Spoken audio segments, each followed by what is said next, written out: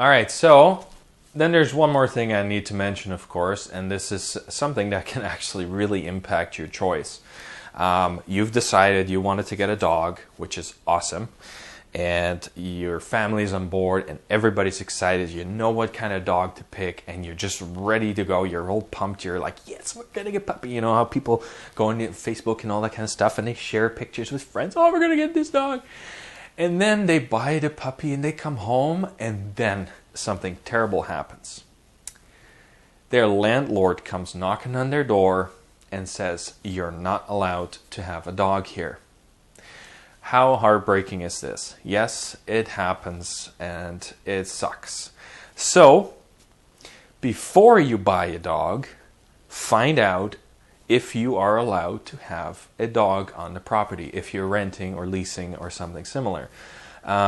This is sometimes very heartbreaking, but it's just a fact. Now, this is something that you have to research. I know in Ontario, a landlord technically cannot make you leave and cannot make you get rid of the dog. You have the Tenants Act here that once maybe you've moved in already and you decided to get a dog afterwards, they cannot kick you out unless the dog is a threat to the people around you or it's destroying the apartment. Now, that's not very common, but that's one of the rights that you have here in Ontario.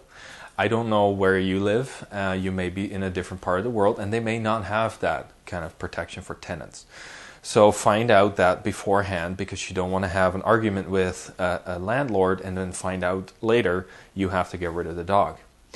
The other thing that can happen is, even though you have the Tenant Act behind you, backing you up, that they cannot kick you out of the apartment or whatever you live in, you may be renting from a family member or a friend. Now, this can obviously be causing a lot of friction there. So I just want to caution you and just want to warn you about this as well. So this is a quick video about the limitations that people may have, that yes, we're ready to get a dog, but there's one more thing you got to consider is if you're renting or leasing, that the landlord may not want you to have a dog or pets on the property.